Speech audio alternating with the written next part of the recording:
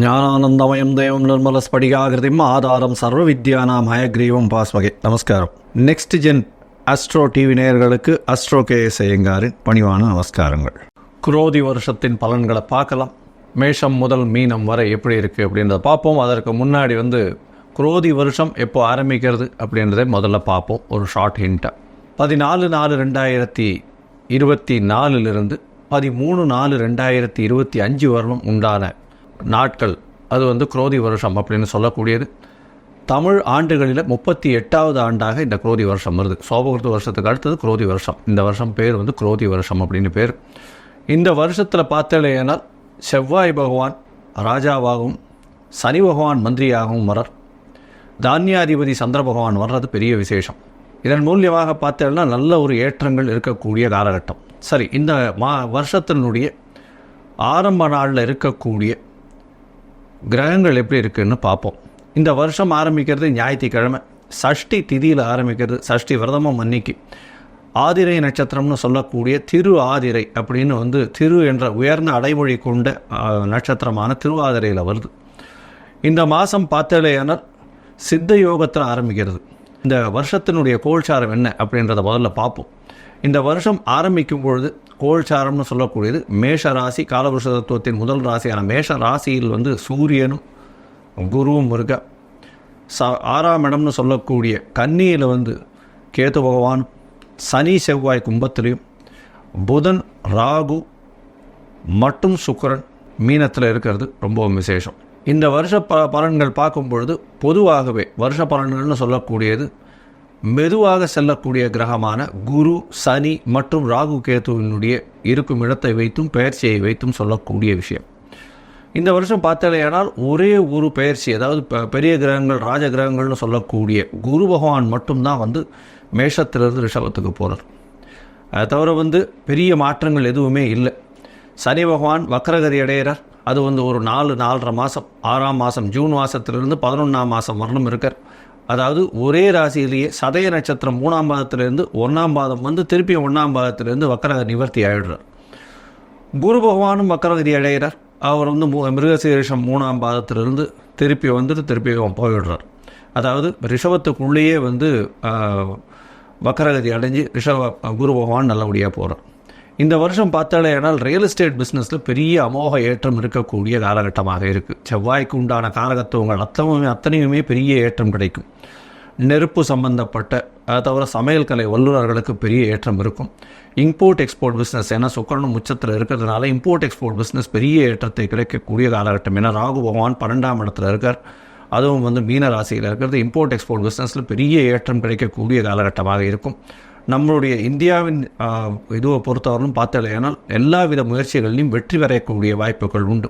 சட்டங்கள் கடுமையாகக்கூடிய காலகட்டமாக இருக்கும். ஏன்னா சனி பகவான் தனித்து ஆட்சி இருக்கக்கூடிய காலகட்டம். ஒரு 8-10 நாளில் செவ்வாய் பகவானும் மீனத்துக்கு போய்டார். தனித்த சனி பகவான் கும்பத்தில் போய் இருக்கிறதுனால கடுமையான சட்டங்கள் வரக்கூடிய வாய்ப்புகள் நிச்சயமாக உண்டு. இது தொழிலாளர்களை அதிகமாக அச்சுறுத்தக்கூடியதாக இருக்கும். ஆனால் அந்த தொழிலாளர்களுக்கு நல்ல ஒரு ஏற்றத்தை கொடுக்கக்கூடிய காலகட்டமாக இந்த வருஷம் அமைய போகிறது. நெருப்பின் மூலியமாக சிறு சிறு பிரச்சனைகள் வரக்கூடிய வாய்ப்புகள் உண்டு. பெட்ரோல் கேஸு இந்த மாதிரியான விஷயங்கள் மூலியமாக அபாயகரமான சில விஷயங்கள் பிரச்சனைகள் வரக்கூடிய வாய்ப்புகள் நிச்சயமாக உண்டு. இந்த வருஷம் பார்த்தாலேயானால் அதாவது தானியம்னு சொல்லக்கூடிய இதுக்கு இந்த ப்ராடியூசர்ஸுக்கு நல்ல ஒரு விளைச்சல் இருக்கக்கூடிய காலகட்டம். நல்ல விளைச்சல் நல்லபடியாக இருக்கும். விலைவாசிகளும் நல்ல கட்டுக்குள் அடங்கக்கூடிய காலகட்டமாக இருக்கும். தண்ணீர் பிரச்சனை கொஞ்சம் அதிகமாக இருக்கக்கூடிய காலகட்டமாக இருக்கும் இந்த வருஷம். இந்த வருஷத்தில் பார்த்தோம்னா மழை ஒரு ஷார்ட் டைமில் பொழிஞ்சு நிறைய வேஸ்ட் ஆகக்கூடிய வாய்ப்புகள் அதிகமாக இருக்கக்கூடிய காலகட்டமாக இருக்குது. இந்த வருஷத்தில் பார்த்தோம்னா இந்த குரு பகவான் 3ஆம் இடத்துல, அதாவது ராசிக்கு 2ஆம் இடத்துல இருக்கிறதுனால, அதாவது ரிஷபத்தில் போய் இருக்கிறது அந்த அளவு விசேஷம் கிடையாது. அதனால் தங்கத்தின் விலை சற்று இறங்கக்கூடிய வாய்ப்புகள் உண்டு. ஷேர் மார்க்கெட் ப்ரைஸஸும் டவுன் ஆகக்கூடிய வாய்ப்புகள் நிச்சயமாக இருக்கும். இந்த வருஷத்தில் ஷேர் மார்க்கெட் இந்த 72,000 அந்த ரேஞ்சிலேயே மூவ் ஆகிட்டே இருக்கும். ஷேர் மார்க்கெட்ஸில் சில பிரச்சனைகள், சில தேவையற்ற விஷயங்கள், தவறுகள் நடக்கக்கூடிய வாய்ப்புகள் மிகவும் அதிகமாக இருக்கும். பொதுவாக இந்த வருஷம் பார்த்தேன்னா இந்தியாவுக்கு நல்ல ஒரு ஏற்றத்தை கொடுக்கக்கூடிய வருஷமாக இருக்கக்கூடும். இந்த நெருப்பு விஷயத்தில் பிரச்சனைகள் இருக்கும்.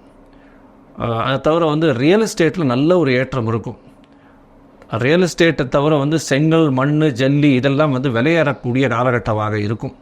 தானியங்கள் அதிகமாக விளையக்கூடிய காலகட்டமாக இருக்கும்.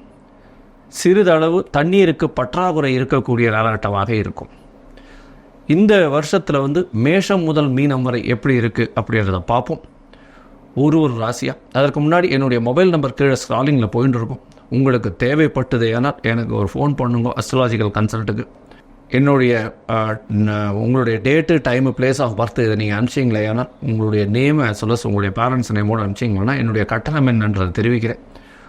உங்களுடைய ஜாதகத்தை போட்டு அதில் ராசி சந்தி, நட்சத்திர சந்தி, பாத சந்தி ஏதாவது இருக்கான்றதை பார்த்து, லக்ன சந்தி இருக்கான்றதையும் பார்த்து, உங்களுடைய ராசி என்ன அப்படின்றத பார்த்து, லக்னம் என்னன்றதையும் பார்த்து, உங்களுடைய தசாபுக்தி அந்தரம் சூக்ஷ்மம் எப்படி இருக்குன்றதை பார்த்து, அதற்கு பிறகு இன்றைய கோல்சார பிரகாரம் நல்ல ஏற்றத்தில் இருக்கிறதா, என்ன எளிய பரிகாரம் செய்ய முடியும் அப்படின்றதையும் சொல்கிறேன்.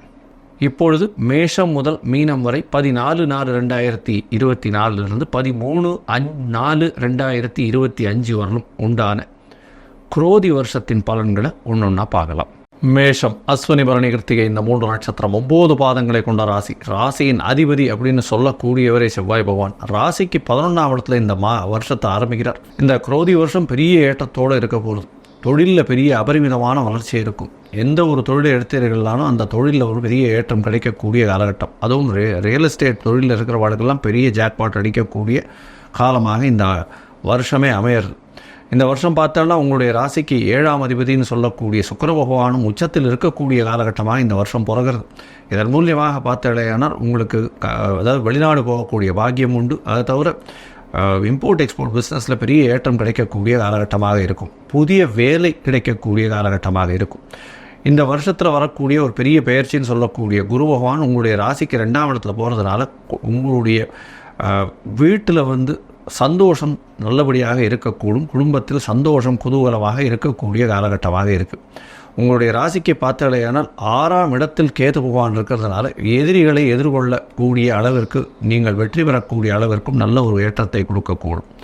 உங்களுடைய ராசிக்கு 12ஆம் இடத்துல புத பகவான் 6ஆம் அதிபதி நீச்ச பங்கம் அடைகிறதுனால பெரிய ஏற்றம் கிடைக்கக்கூடும். அதாவது புதிய வேலை கிடைக்கும். வேலையில் நல்ல ப்ரமோஷன் கிடைக்கக்கூடிய வாய்ப்புகள் உண்டு. ப்ரமோஷன் கிடைச்சும் உங்களுடைய ஐடென்டிட்டி, உங்களுடைய இமேஜ் எல்லாமே ரைஸ் ஆகக்கூடிய வாய்ப்புகள் உண்டு. உங்களுடைய ராசிக்கு பார்த்தீங்கன்னா 12ஆம் இடத்தில் இருக்கக்கூடிய புத பகவான் மூலியமாக உங்களுடைய அறிவாற்றல் அதிகமாக வெளியே தெரியக்கூடிய காலகட்டமாக இருக்கும். நீங்கள் சொல்லக்கூடிய வார்த்தைகள் எல்லாமே நல்லபடியாக இருக்கக்கூடிய காலகட்டமாக இந்த வருஷம் மொத்தமே அமையிறது. இந்த வருஷம் ஒரு பொன்னான ஆண்டாக இருக்க போகிறது. உங்களுக்கு உடல் நலத்தில் நல்ல ஏற்றம் இருக்கக்கூடிய காலகட்டம். ஏன்னா முக்கியமாக பார்த்தாலேனா ராஜகிரகங்கள்னு சொல்லக்கூடிய குரு, சனி, ராகு, கேது எல்லாமே உங்களுக்கு நல்ல ஒரு இடத்துல அமையக்கூடிய காலகட்டமாக இந்த வருஷம் அமையிறது. எடுத்த காரியங்கள் அனைத்திலும் வெற்றி பெறக்கூடிய வாய்ப்புகள் நிச்சயமாக உண்டு. உங்களுக்கு பொறுத்தவரையிலும் புதிய கடன் அமையக்கூடிய வாய்ப்புகள் உண்டு. அதுவும் சுப கடன்களாக இருக்கக்கூடிய காலகட்டமாக இருக்கும். உங்களுடைய ராசிக்கு பார்த்தீங்கன்னா 10ஆம் அதிபதி 11ஆம் இடத்துல இருக்கிறதுனால 2வது திருமணத்திற்கு பார்த்து கொண்டிருப்பவர்களுக்கு 2வது திருமணம் ஆகக்கூடிய வாய்ப்புகள் இந்த வருஷம் உண்டு. குடும்பம் விருத்தி அடையக்கூடிய வாய்ப்புகள் நிச்சயமாக உண்டு. திருமணம் ஆகக்கூடிய வாய்ப்புகள் உண்டு. கணவன் மனைவியிடையே நல்ல ஒரு அந்யோன்யம் இருக்கக்கூடிய காலகட்டமாக இந்த வருஷம் அமையிறது. இந்த விவசாயிகளுக்கு பெரிய ஏற்றம் கிடைக்கக்கூடிய காலகட்டமாக இருக்குது. அதை தவிர இந்த சமையல் கலை வல்லுநர்கள், மருத்துவர்கள், மருத்துவம் சாதனம் விற்பவர்கள் இவர்களுக்கெல்லாம் பெரிய ஏற்றம் கிடைக்கும். யூனிஃபார்ம் சர்வீசஸ்ன்னு சொல்லக்கூடிய இந்த ஐஏஎஸ், ஐபிஎஸ், போலீஸ் சர்வீசஸ் இவாளுக்கெல்லாம் பெரிய ஏற்றம் கிடைக்கக்கூடிய, இராணுவம் இவாளுக்கெல்லாம் பெரிய ஏற்றம் கிடைக்கக்கூடிய காலகட்டமாக இந்த வருஷம் அமைய போகிறது. இந்த வருஷத்தில் கண்டிப்பாக உங்களுக்கு ஒரு ஜூன் மாதத்துக்கு மேலே ஒரு ப்ரமோஷன் நிச்சயமாக வரக்கூடிய பாக்கியம் இருக்குது. திருமணம் ஆகாதவர்களுக்கு திருமண பாக்கியம் ஏற்படக்கூடிய வாய்ப்புகள் நிச்சயமாக உண்டு. குடும்பம், அதாவது குடும்பத்தை விட்டு பிரிந்து இருப்பவர்களுக்கு குடும்பம் நிச்சயமாக சேர்ந்து இருக்கக்கூடிய காலகட்டமாக இருக்கும். தாயின் வழியிலே நல்ல ஒரு ஏற்றம் கிடைக்கக்கூடிய காலகட்டமாக இந்த வருஷம் அமையிறது. தந்தையின் வழியில் பார்த்தோன்னா நல்ல ஒரு ஏற்றம் கிடைக்கக்கூடிய காலகட்டமாக இருக்குது. குழந்தைகள் மூலியமாக நல்ல ஒரு ஏற்றம் கிடைக்கக்கூடிய காலகட்டமாக இருக்கும். உங்களுக்கு புதிய பதவி, புகழ், அந்தஸ்து, கௌரவம்லாம் வரக்கூடிய வாய்ப்புகள் நிச்சயமாக இருக்கும். பெண்களுக்கு நல்ல ஒரு ஏற்றமான காலமாக இருக்குது. ஏன்னா சுக்கிரன் உச்சம் பெற்று போயிருக்கிறது பெரிய விசேஷம். இந்த வருஷம் பெண்களுக்கு பெரிய ஏற்றம் இந்த மேஷராசிக்காரர்களுக்கு நிச்சயமாக இருக்கும். அவளுக்கு புதிய ப்ரமோஷன் கிடைக்கக்கூடிய வாய்ப்புகள் இருக்கக்கூடிய காலகட்டமாக இருக்குது. திருமணத்திற்கு நிச்சயமான பாக்கியம் கிடைக்கக்கூடிய வாய்ப்புகள் உண்டு. கடல் கடந்து போகக்கூடிய வாய்ப்புகள் உண்டு. தொழிலில் பெரிய ஏற்றம் கிடைக்கக்கூடிய வாய்ப்புகள் உண்டு. பார்ட்னர்ஷிப் பிஸ்னஸில் நல்ல ஒரு ஏற்றம் கிடைக்கும். வெளிநாடு மூலதனம் வரக்கூடிய வாய்ப்புகள் இந்த வருஷம் நிச்சயமாக இருக்குது. இந்த மேஷராசிக்காரர்கள் கொஞ்சம் வேகமாக இருக்கக்கூடியவர்கள் செவ்வாயின் ஆதிக்கத்தில் இருக்கிறதுனால கண்டிப்பாக அவர்கள் முருகப்பெருமானை போய் வணங்கிட்டு வர்றதும் மஞ்சள் துணி தானம் கொடுத்துட்டு வர்றதும் நல்ல ஒரு ஏற்றத்தையும் மாற்றத்தையும் இந்த வருஷம் நிச்சயமாக கொடுக்கும். அதை தவிர பார்த்தாலேனால் துவரம்பருப்பு கொஞ்சம் தானம் கொடுத்துட்டு வாங்க. ஏதாவது முருகன் கோவிலில் போய் துவரம்பருப்பு தானம் கொடுக்கறதன் மூலியமாக உங்களுக்கு வரக்கூடிய பிரச்சனைகள் வந்த பிரச்சனைகள் அனைத்துமே விலகக்கூடிய வாய்ப்புகள் உண்டு. லோகா சமஸ்தா சுகினோ பவந்து. நன்றி, நமஸ்காரம்.